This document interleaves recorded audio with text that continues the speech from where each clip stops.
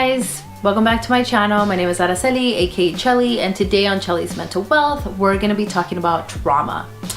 Trauma was actually a very highly requested topic. I apologize for taking such a long time to make this video, but I really wanted to collect as much information that I can provide to you guys so that you can really understand how trauma, especially at an early age, can really affect someone throughout their adulthood in general, mentally and physically.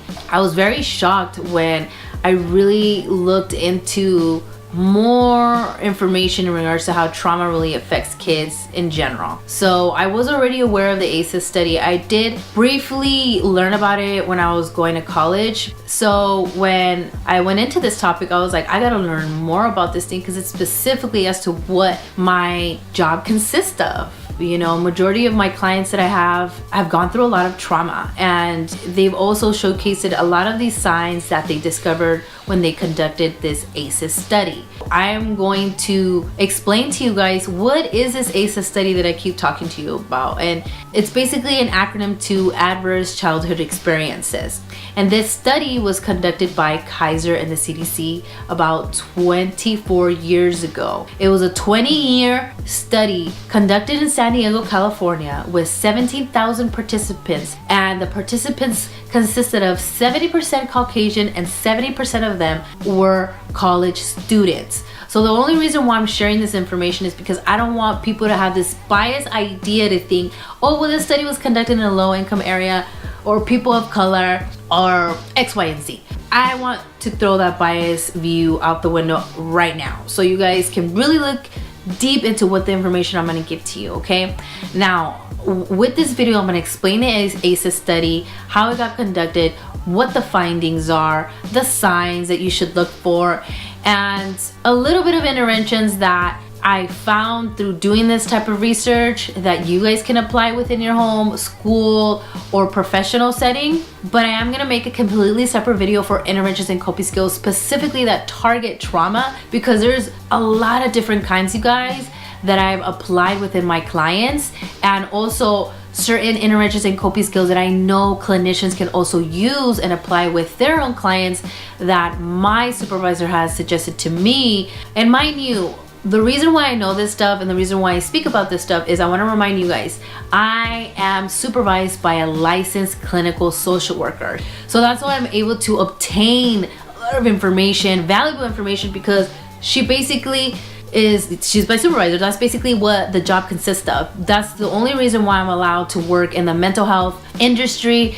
and provide the services that I provide. So just remember that this information that I'm going to provide to you guys on this video and in the next video is going to be valuable information that is not just coming from me, it's coming from my supervisor. And a lot of this is information that I've actually shared with my own personal colleagues that they've been like, oh wow, that's a really good idea. I'm like, yeah, I know. We just bounce off a lot of ideas because it's trial and error, and some things may work for you that may not work for other people. So it's all about trial and error. And just to get this out of the way so you guys know, with interventions and coping skills, it's not a one size fits all. You kind of have to really figure out what works for you. So, because I get a lot of those questions like, how do I fix this? How do I fix trauma? I want some interventions and coping skills.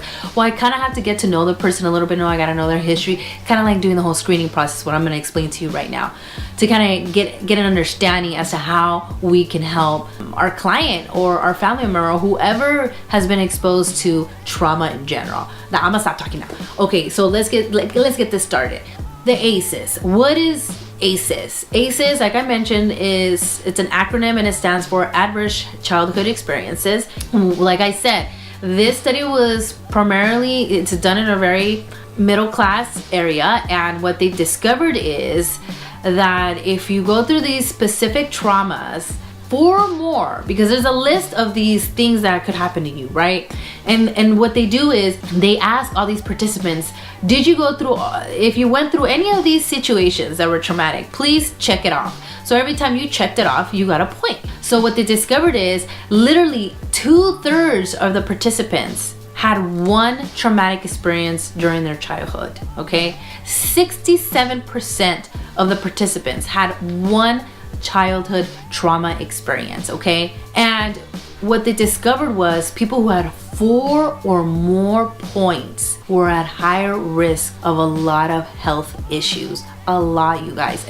And so basically what they discovered was you're 3 times more likely to get lung and heart disease, 2 times more likely to get cancer, 4 times more likely to be depressed, 2 times more likely to get diagnosed with hepatitis, and 12 times more likely to attempt suicide. And the last scariest thing is there's a 20-year difference of life expectancy. So that means that if you score 4 or more, like my ideal number of wanting to pass away is 100. So if I went through 4 of those things, that means I'm at 80.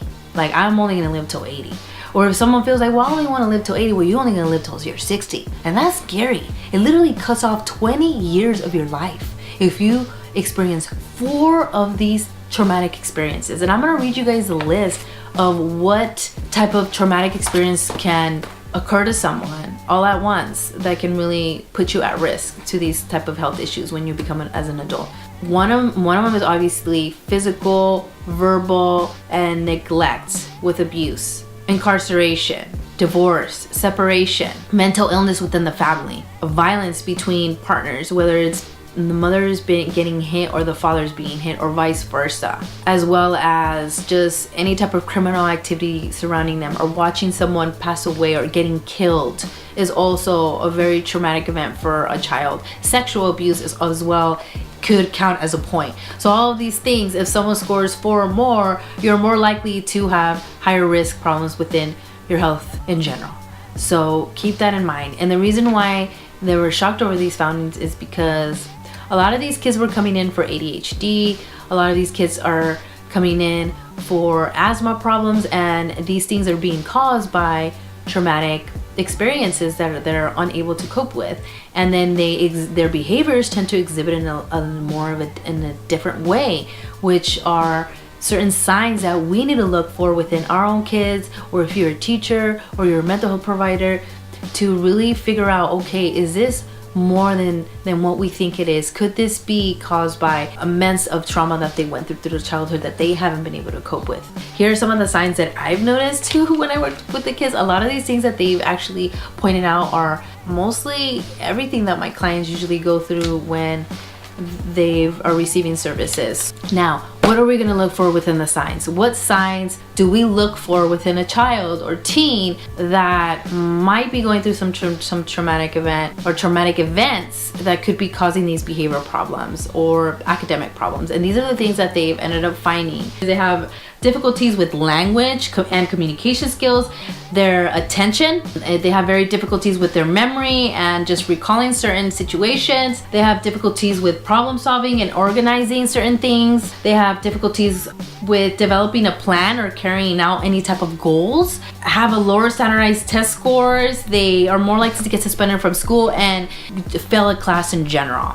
Those are certain signs that you will see academically. There's other signs that they discovered that your immune system, if you tend to see a child getting sick all the time, frequent colds, trauma could actually affect your immune system completely. So keep that in mind, you guys. If they're constantly sick, they get ear infections, they actually get eczema. I don't know if I'm pronouncing it right, but it's a skin thing that you get. So eczema is one of a sign too as well, or asthma. Kids tend to do this because they're worried, and they figured out, like, if I breathe I feel a little bit more calmer, but then it becomes an asthma problem. So that's a sign you guys can look for as well, okay, that they discovered. Now, Dr. Nadine Burke, okay, Dr. Nadine Burke was the one that didn't discover, but when she found out about this ACEs study, she took it upon herself to go into homes and try to help families and X, Y, and Z. But then that's when she started doing her own studies and trying to figure out how we can help and prevent this from becoming an epidemic and becoming more of a bigger issue. The one thing that she had mentioned, and she kept using this word, toxic stress. If your child is going through toxic stress, these are the signs that you need to look for that they're enduring too much toxic stress. Okay, so these are the signs you need to look for if you think that your child is going through some type of toxic stress. Okay, poor coping skills, behavior and learning difficulties, which we already discussed, mood swings, sleep issues, overeating and other compulsive behaviors, okay, or not eating. Fear and anxiety triggered by places or people that remind them of their past trauma is a huge thing, okay. One sign that I can add on to that is when they refuse to go into a location completely. I mean, they stand in that place and they refuse to come in. I had to work with my client to really work towards her fear of going into a classroom. So that's another sign. Or having to frequently go to the restroom. You know, you have to constantly go urinate, you constantly have to go poop, is a sign that your anxiety is getting triggered consistently, which is possibly being triggered by a trauma that you went through, and now your amygdala is on alert, like we've talked about with the anxiety, right? So watch for those signs. Is constantly wanting to go to the restroom, constantly avoiding situations too, not wanting to go into a certain place and crying fiercely and just not wanting to go in there is a huge sign, you guys. They didn't say this because they don't know. I don't think they've discovered that, because obviously I work with my clients and a lot of them are younger age, and those are signs that I see, and I try to let my clients' parents know that those are signs you need to pay attention to, because this means that they're nervous. This means that their anxiety is getting triggered so that you can help them cope, and then they get to learn healthy coping skills. Now, and one thing that you guys have to also take in consideration is that a lot of these symptoms tend to look like ADHD. This is what I kept hearing over and over, that trauma tends to look like ADHD. Trauma symptoms tend to look like ADHD, so keep that in mind. Also too, you guys, I never say this and I'm gonna start saying this, please do not self-diagnose. That's one thing my teacher always told us when we were taking our classes. Like, I know that we look at things and we read things, we're like, oh, maybe that's me, or maybe that's... Don't self-diagnose. Always go to a professional. Do not let any of my videos make you get self-diagnosed. Do not self-diagnose yourself. I am not a doctor. I am not a psychologist or a psychiatrist to confirm or say that yes, you have this. It's always best, because believe me, you guys, when I read up on my stuff and I refresh my things, I think to myself, it crosses my mind. So I know it crosses your guys' mind, so don't self-diagnose. This video should prompt you to go seek help. If you're an adult and you think that, wow, maybe all this stuff that's happening to me is because I went through all this trauma. Well, now that you're an adult, yeah, you can't change that, but you can start changing your habits now. There's nothing really you can do about the past, but you can try to make changes now. So one of the things that I want to end on is the tips. She actually provided 6 tips for a person to apply in their home. In general, if a parent wants to do this, or a child that needs to do this in order for them to overcome their trauma, is sleep, okay? Number 1 recommendation is sleep. Learning how to change your sleeping patterns. Figure out a way to really improve your sleeping, okay? Another one is nutrition. Nutrition, you guys. Making sure that you're not eating mumbo jumbo. And you know what I mean by that. I'm a huge organic person, so everything that you consume, especially sugar and artificial, all that fake stuff, is not gonna help with your ability to heal. Because if you're not feeding your body with the right fuel, mentally you're gonna be very foggy, and it's gonna be harder for you to reach that goal that you have, okay? So nutrition is a big thing. I wasn't surprised that she said nutrition. Exercise. I mean, exercise. You have to, I know it's hard, okay? Because it's hard for me. But once you get into the routine, it gets easier. It's when the first week is hard. But once you get into it, it gets easier and easier and easier. I promise you that. You don't know until you try it. That's the thing, is that some people don't want to try it because, like, well, I don't have the energy to get up. Well, do it one time and see. Just do it. Force yourself. Have a buddy to convince you to do it. Mindfulness. Able to manage that stress, right? And she said mental health. Seeking the professional help that you need in order for you to overcome your trauma, okay? And healthy relationships and environments is one of the main things she kept mentioning, is making sure you have healthy relationships. One thing that she highlighted a lot in her videos is we have the power. We people have the power to make a big difference in someone else's lives. She talked about the specific hormone that gets released when you give birth, and it's oxytocin, and it's a powerful bonding hormone that obviously, like I said, it releases when you give birth. And this type of hormone actually gets released when you give hugs, when you give a little kiss, when you have intercourse with your partner. It's a natural inducing hormone that helps with your stress. So what she was saying is it buffers the fight or flight response. It helps reduce it. So basically hugging someone, showing affection, it makes a huge difference in a child's life. Making sure you have healthy relationships. If this means that you can't be with that partner anymore, or you can't be with your relationship anymore because it's not showing your child a healthy relationship, then that means that it's time to go. I know it's hard, but that's just a more of an exaggerated version. Or maybe you're an adult and you have a toxic relationship with your friends or family member. You need to learn to have more healthier relationships between you, and that's gonna help your trauma experience. One thing that I will say is early prevention is one of the biggest things. Is early prevention is stopping it when it's at an early age. That's one thing she keeps talking about. And universal screening. The main thing with this is she really wants pediatricians to start screening every kid so that whenever they score 4 or more, they can start providing services in their home. They can give them therapy. They can give them the tools that they need in order for them to nip it in the butt now and not wait so long until it becomes a huge issue when they're older, or it's harder because once you become a teen, or I don't know, once you're older, it's just a lot harder to really instill certain habits. It's possible, but it just takes a lot more work and it's hard, and the other person has to be in it too. So that's harder when you're at that age because we tend to think we know everything at that age. So what can we do then as a community? The best thing we can do is go into people's homes, which is something that our organization already does. Provide therapy, which is something our organization already does. Provide the tools the parents and teachers need in order for them to help. Trauma education works tremendously. And then also to holistic approaches as well. And then she mentioned that if medication is needed, then we'll bring in medication when it's needed. I'm an advocate when it comes down when medication is needed. I don't think that it's right when you filter out medication just to filter out medication as just an easy solution. But I do feel like if you need medication in order for you to open up and speak about your traumatic event, I'm all for it. I would hope that eventually the person would weed themselves out of that once they are able to talk about it and they're able to really explore and pretty much release that and close that chapter in their life so they can move forward. Because I know that that's one thing that I keep hearing over and over and over, and one thing that stuck with me since I went to school with my teacher, and she told us that a lot of people tend to think that with a lot of therapists feel like they shouldn't bring up certain things because they don't want to re-traumatize their client. But what she made a great point about how whenever you talk about an incident over and over and over, you're able to detach that emotion from that memory.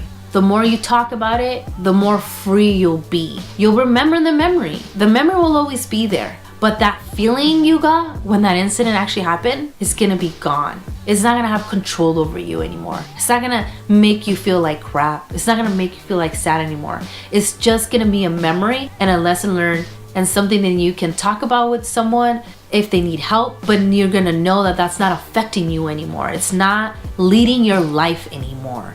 You're not letting it dictate your decisions as an adult. Whether it's making healthy relationships, whether it's making the right choice as to what you eat, whether it's choosing to talk to a therapist or choosing to talk to a friend. Once you decide to talk about your trauma, all those things will hopefully fall into place and you can start loving you, because that trauma, oh no, that trauma. We gotta be the movement. If we wanna make a change, you guys need to talk to your pediatricians and ask them about this ACEs. There's this website where they can go to where they can do the screening. You can tell them about it. I'm gonna put that website on my link down below so you guys have access to it. I already went through it. A lot of the information I did grab from the website.